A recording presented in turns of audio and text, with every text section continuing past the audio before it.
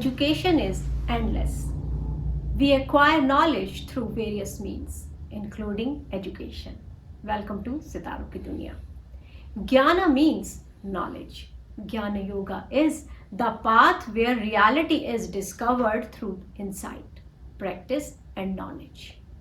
Jnana Yoga, also known as Jnana Marg, is the way of gaining true knowledge of the self. It is the art of union with the divine through pursuit of spiritual knowledge. A Jnana Yogi explores some very basic questions of life, such as who am I? And how am I related to the world as a whole? Wisdom so gained help him in getting freedom from the cycle of birth and deaths. Apart from Jnana Yoga, the other two paths prescribed in Bhagavad Gita are Karma Yoga and Bhakti Yoga. You can watch the video of Karma Yoga and Bhakti Yoga through the link in the description box. Though it is not possible to draw a clear-cut demarcation, but broadly speaking, Karma Yoga and Bhakti Yoga are suitable for the man of action and man of emotion respectively. And Jnana Yoga is pursued by the man of contemplation. One can choose the path of his spiritual freedom depending upon his interest, aptitude, and inclination. Gyan or the spiritual knowledge is not the same thing as philosophical musings or scientific statements, whereas the knowledge of any other discipline relates only to the subject matter of that particular branch of knowledge. The truth of spirit relates to whole of the existence. It is not the knowledge which is pursued for the sake of power, but it is the wisdom, the aim of which is to realize the ultimate truth. Wisdom is not something which is to be acquired. It is inherent in the self, but it remains covered by avidya, the ignorance. The aim of Jnana Yoga is to pierce the veil of this ignorance. It is not soul, but the mind which has to overcome the ignorance and let the wisdom of the soul be revealed. Once the ignorance is overcome, wisdom of the soul shines like a self-luminous source of light. When one experiences such wisdom, he is united with the Supreme. While experiencing the mortal world, the immortal soul is deluded by three modes of material nature. He is attracted by objects of the physical world and gets entangled in them. As a result, he forgets his essential nature. He forgets that he is an eternal fragment of the Supreme. Gita has described in detail as to how one can understand the ultimate truth and also realize his essential nature, the self. One must have firm determination and a clear goal. Avoid bodily excesses of indulgence or abstinence. Develop equanimity of mind. Subdue all the senses and control the mind through constant practice and detachment. One must free himself from the clutches of fear, lust, anger, and greed. One must be free from enmity to any of the creatures. One must regulate his breath and focus his mind on one point to attain concentration of mind. One must do his prescribed duty without any attachment and without any expectation in return. One must dedicate all his action to the Supreme Lord and receive the result with an attitude of glad acceptance, full of love in his heart. One must worship Ishvara, the Supreme Lord, with great devotion. In this manner, he obtains liberating insights into the nature of his own self and also his relationship with the ultimate reality. The wisdom so gained by him is not only a theoretical knowledge but also an inward experience.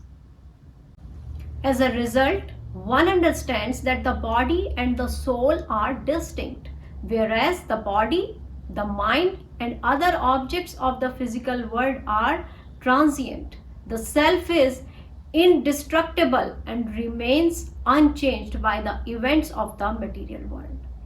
He then is freed from the good and evil influences of gunas, the three modes of material nature. As a result, the false ego gets dissolved and the embodied soul regains his pristine glory of perfect knowledge and pure consciousness. One realizes the self and discovers the supreme self within. Jnana Yoga has four principles. Viveka, meaning discretion, judgment, reasoning. Number 2 is Vairagya, meaning to give up, renunciation. Number 3 is Shat Sampati, the 6 treasures. Number 4 is Mumukshatva, constant striving for God. Let us understand these four principles a bit more. Viveka. Viveka is the purest form of knowledge. It can also be described as the supreme authority of our conscience. Our conscience tells us what is right and what is wrong. Mostly, we know very well what we should do.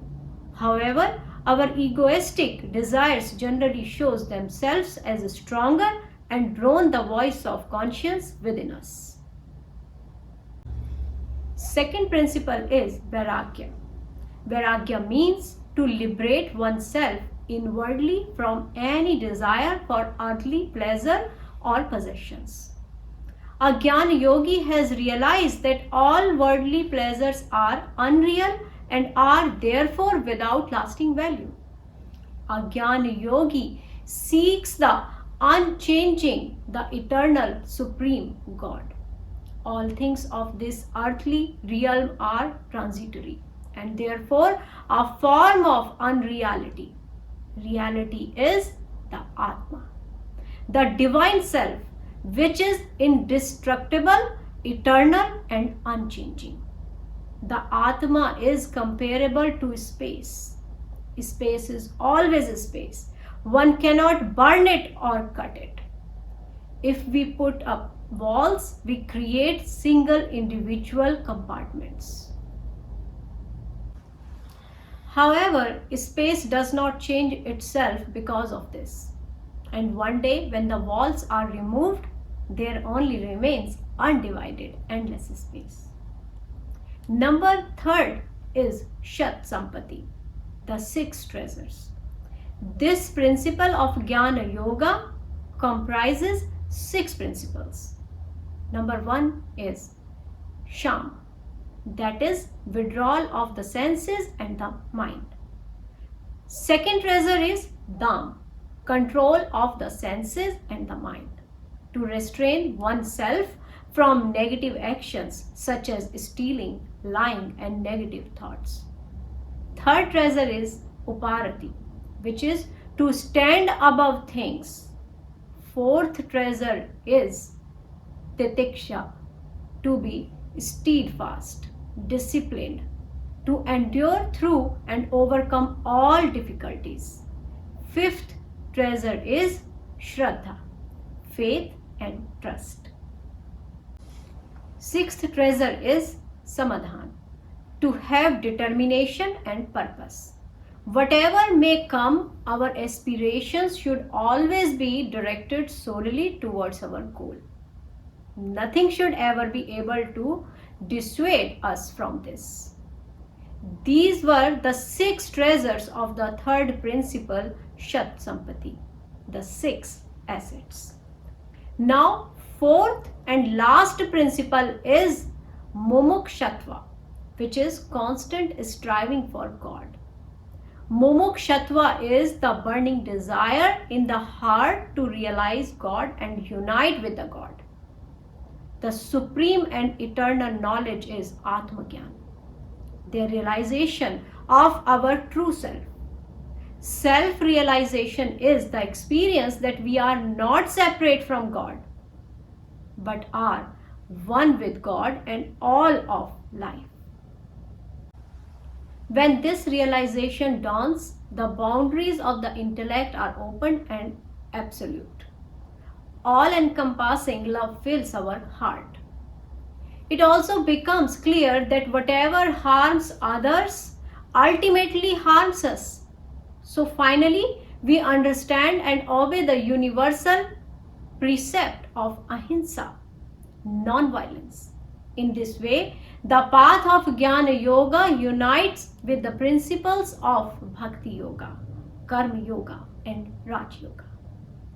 Chapter 4 of Bhagavad Gita has given a detailed description of Jnana Yoga. It is stated that yajna for knowledge is superior than the one done for material gains, because all works without any exception ultimately culminate in wisdom. The one who is full of faith is sincere in his pursuit of wisdom, and who has mastered his senses, such a person gains this wisdom, and having obtained it, quickly he attains to the supreme peace. After gaining this wisdom, one shall never be deluded again, because such wisdom would enable him to see the entire creation in the self, and consequently in the Supreme Lord. Nothing in this world is as purifying as this wisdom. The one who is perfected in yoga, he himself experiences that wisdom in his own self in due course of time. Even if one is the most sinful of all sinners, still he can cross over the ocean of misery by this boat of wisdom. To conclude, when one obtains equanimous wisdom, a calm and balanced wisdom, he or she is liberated from the bondage of works. He gains complete self-awareness. As a result, insight of the soul is born, and the apparent ego merges with the divine consciousness. The soul is united again with the super soul. One then experiences the presence of the indwelling God. One becomes the master of his life. I was asked this question multiple times on how Jnana Yoga is different from Bhakti Yoga. Jnana Yoga is questioning the existence, God, etc. Questioning with open mind, not arguments. Questioning calls for exploration, study of books, listening to others, analyzing the things on your own, and finally come to your own conclusion of God, reality, etc. Jnana Yoga practitioner does not believe anything unless they study and satisfy themselves. Bhakti Yoga practitioner, on the other hand, does not question. They simply accept God as the supreme and fall in love with the God. I hope you enjoyed this presentation. If you need any guidance, do not hesitate to reach me, and subscribe to my channel so that you can stay tuned for more videos. Thank you for watching. Sitaro ki